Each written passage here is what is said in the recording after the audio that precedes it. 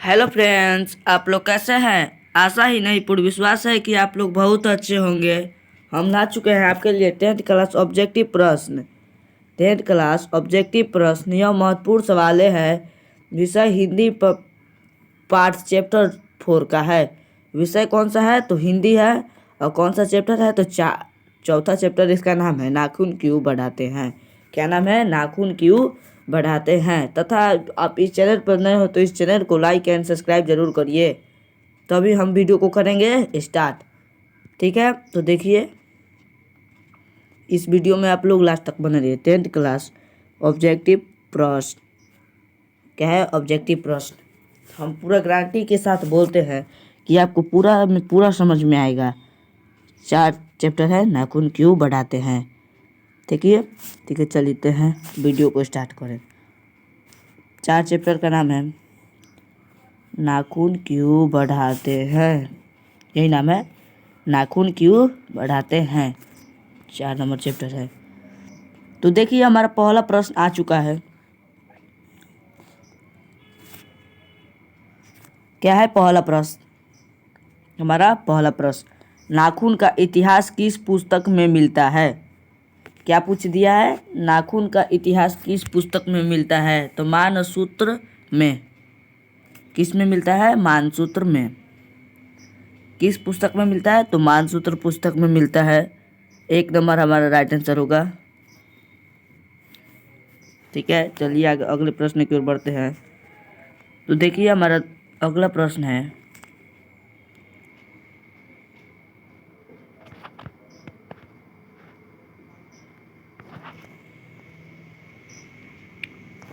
अगला प्रश्न हमारा है, हजारी प्रसाद द्विवेदी ने डी.लिट की उपाधि किस विश्वविद्यालय से प्राप्त की। ठीक है, देखिए हजारी प्रसाद द्विवेदी यहाँ पर लिख लीजिएगा। हजारी प्रसाद द्विवेदी ने डी.लिट की उपाधि किस विश्वविद्यालय से प्राप्त किया, यही पूछ रहा है ना। तो इसका लखनऊ विद्यालय से विवि से लखनऊ विवि से प्राप्त किया। हमारा 2 नंबर राइट आंसर होगा। क्या होगा? दूसरा नंबर हमारा राइट आंसर। ठीक है, अगले प्रश्न की ओर बढ़ते हैं।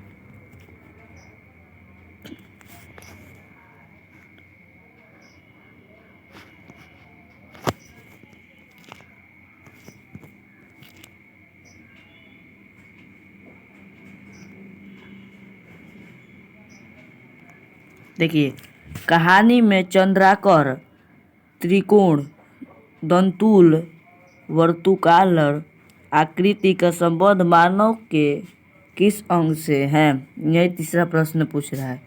मानव के किस अंग से है तो इसका राइट आंसर हम नख से। किससे है? नख से हमारा राइट आंसर होगा। ठीक है, आप इस वीडियो पर नए हो तो इस वीडियो को ज़्यादा से ज़्यादा शेयर करें तथा लाइक एंड सब्सक्राइब करें। ठीक है, अगले प्रश्न की ओर बढ़ते हैं। अलकत का अर्थ होता है।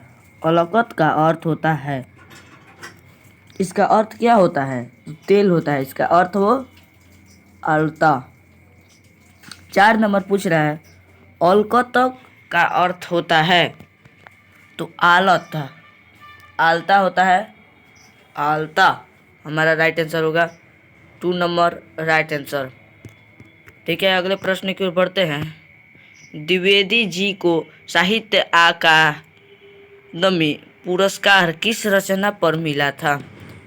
द्विवेदी जी को मतलब पुरस्कार कब मिला था और किस रचना पर मिला था, यही पूछ रहा है ना। तो आलोक पर्व पर मिला था, इनको पुरस्कार मिला था आलोक पर्व पर। 2 नंबर हमारा राइट आंसर।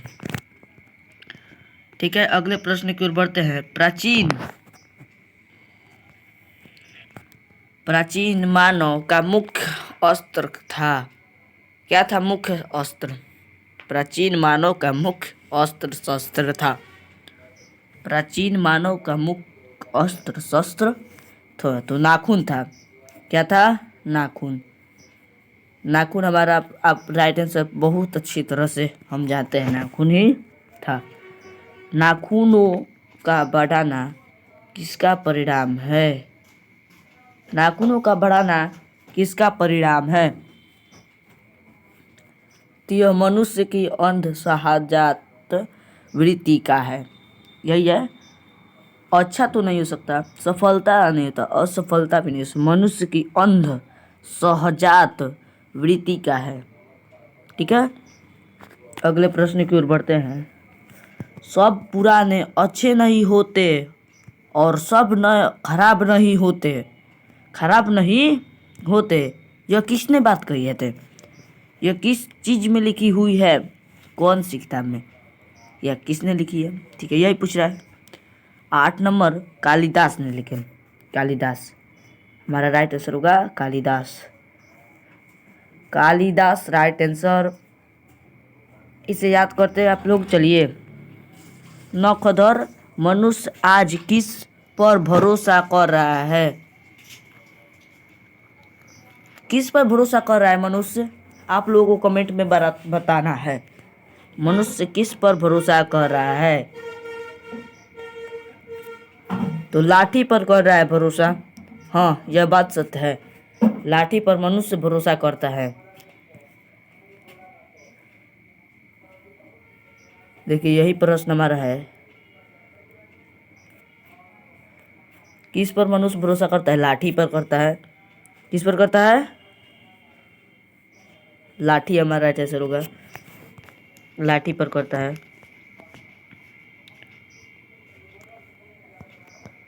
अब देखिए अगला प्रश्न हमारा।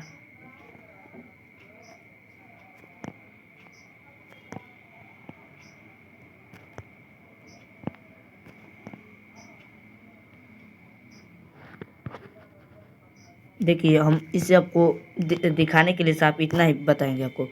मनुष्य की मनुष्यता यही कि वह सबसे दुख सुख को महानुभूति के साथ देखता है। यह तथ्य किसका है? यह तथ्य किसका है? यही पूछ रहा है। यह तथ्य किसका है? 10 नंबर सवाल, यह तथ्य किसका है? तो गौतम बुद्ध का है। 10 नंबर सवाल का राइट आंसर होगा गौतम बुद्ध का है। ठीक है, देखिए, आप इस चैनल पर नए हो तो इस चैनल को लाइक तथा सब्सक्राइब करें तथा इस वीडियो पे कमेंट अच्छा एक प्यारा सा कमेंट करें। ठीक है, अगले प्रश्न की ओर बढ़ते हैं। आपको इससे पहले हम बता दें, इस चैनल का नाम सुनील साइंस क्लासेस है। सुनील साइंस क्लासेस है तथा इस पर सभी विषयों की तैयारी कराई जा रही है। अभी तक आप व्याकरण नहीं पढ़े हो तो प्लेलिस्ट में जाइए और इस पूरा वीडियो को देखिए। तो हम गारंटी देते हैं आपका फर्स्ट आने का बहुत आसान तरीका है। आप इस फर्स्ट रैंक आने का आपका बहुत आसान तरीका है। इस वीडियो को पढ़िएगा तथा सभी वीडियो को देखिएगा। हम अपने लिए नहीं कह रहे बाबू, आपके जीवन के लिए एवं भविष्य के लिए कह रहे हैं। ठीक है, नाखून क्यों बढ़ाते हैं के निबंधकार कौन है? यही पूछ रहा है ना कि निबंधकार कौन है?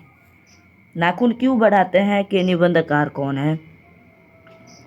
तो इसका आचार्य हजारी प्रसाद द्विवेदी हैं। कौन है?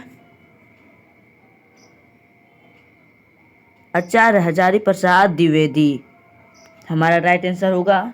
आचार्य हजारी प्रसाद द्विवेदी है। ठीक है, इसे आप कॉपी पर लिखिए या याद करते चलिए, आपके लिए बहुत अच्छा होगा। ठीक है, अगले प्रश्न की ओर बढ़ते हैं। आचार्य हजारी प्रसाद द्विवेदी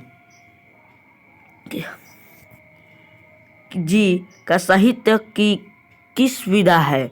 क्या है ये? आलोचना है कि उपन्यास है कि कहानी है या निबंध है? यही पूछ रहा है ना।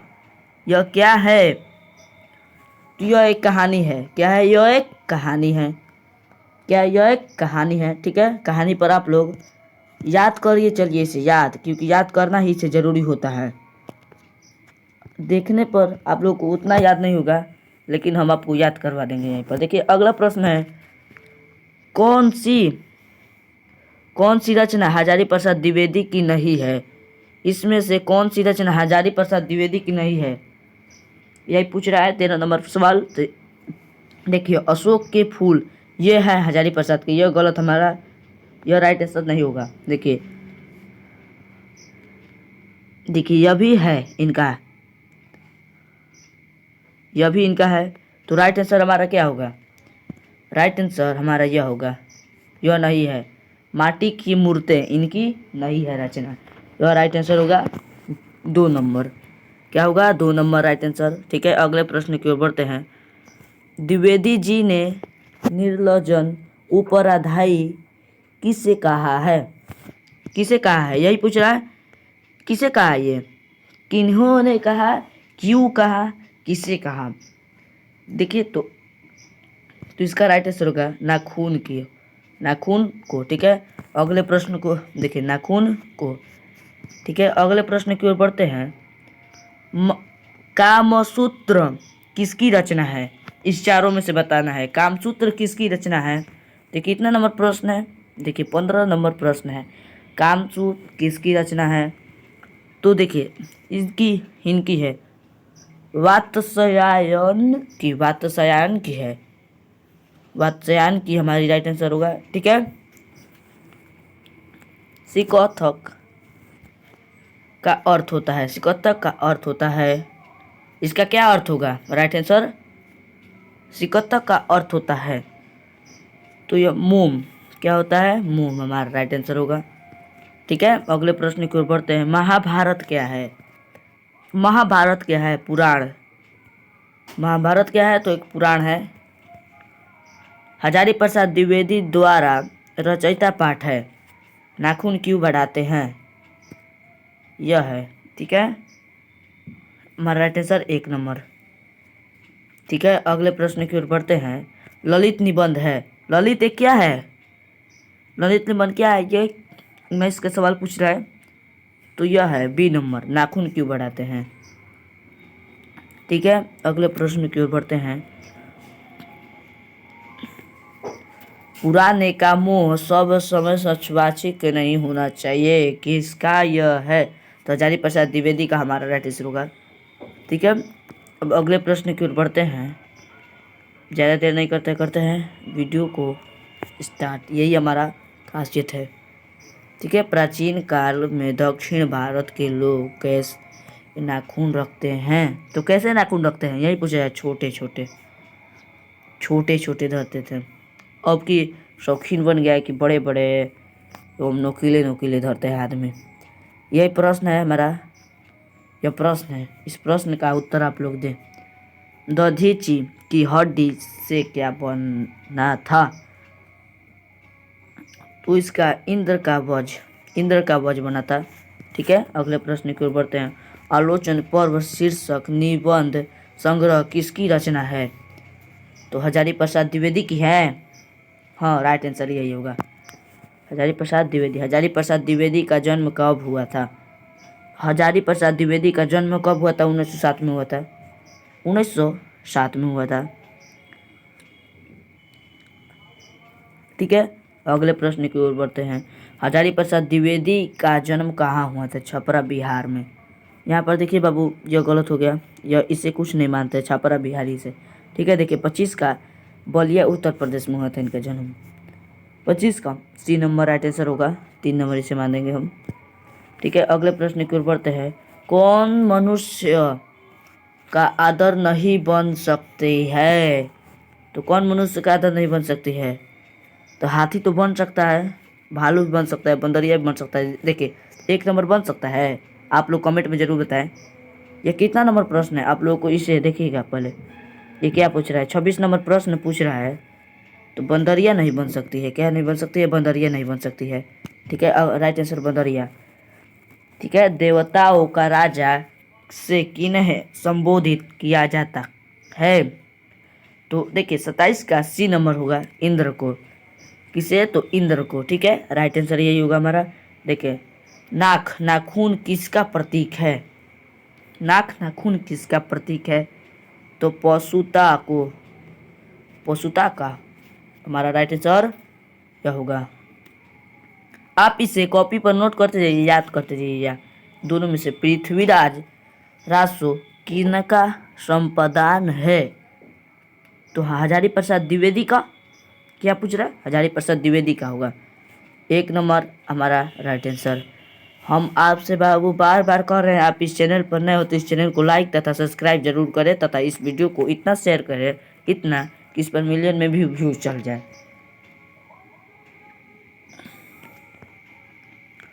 देखिए अगला प्रश्न हमारा है,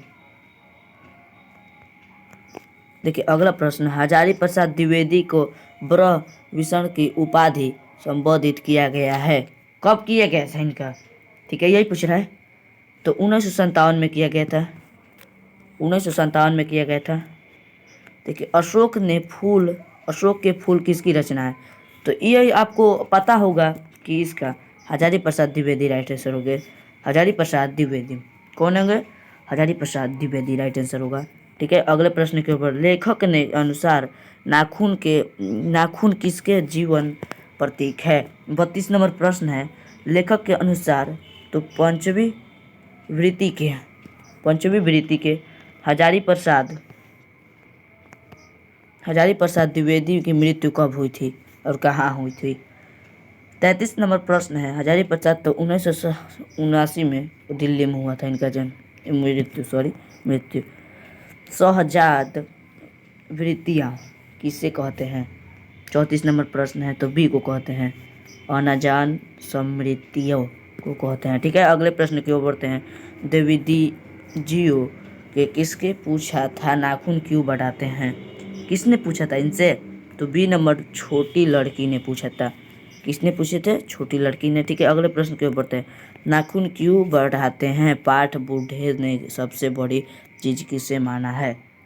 देखिए यह 36 नंबर प्रश्न है। तो ये प्रेम को माना है। किसे माना है? प्रेम। ठीक है, अगले प्रश्न की ओर बढ़ते हैं।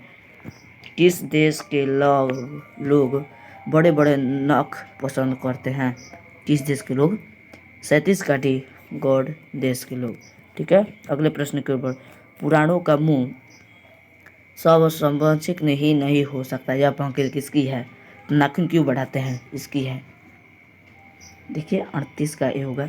अगला प्रश्न की ओर बढ़ते हैं। 39 अगले प्रश्न में दिया है, अनायास का पोथा उपन्यास किस लेखक की वृत्ति है? किस लेखक की वृत्ति है? तो हजारी प्रसाद द्विवेदी की है। किसकी है? हजारी प्रसाद द्विवेदी। हमारा राइट आंसर हजारी प्रसाद द्विवेदी। इसी तरह 10th क्लास ऑब्जेक्टिव प्रश्न खत्म होते हुए, आप इस चैनल पर नए हो तो इस चैनल को लाइक तथा सब्सक्राइब करिए तथा इस वीडियो को इतना शेयर करिए कि आपके भाई बहनों के पास यह वीडियो पहुंच जाए तथा वो भी देखकर अपने बिहार बोर्ड फाइनल एग्जाम का तैयारी बढ़िया से कर सके। ठीक है, आज के लिए इतना ही। आप इस चैनल पर नए हो तो इस चैनल को लाइक एंड सब्सक्राइब करिए तथा आप इस चैनल पर नए हो तो इस चैनल को लाइक तथा सब्सक्राइब करिए। 100% गारंटी है कि बिहार बोर्ड में अच्छा नंबर पाने के लिए इससे 99% टॉपर बनने का मौका दिया जा रहा है। देखिए बाबू, हम ये सच बात बोल रहे हैं, मौका दिया जा रहा है इस पर कि आप लोग को अगर बनना है टॉपर तो मौका दिया जा रहा है। जय हिंद। आज के लिए इतना ही। जय हिंद।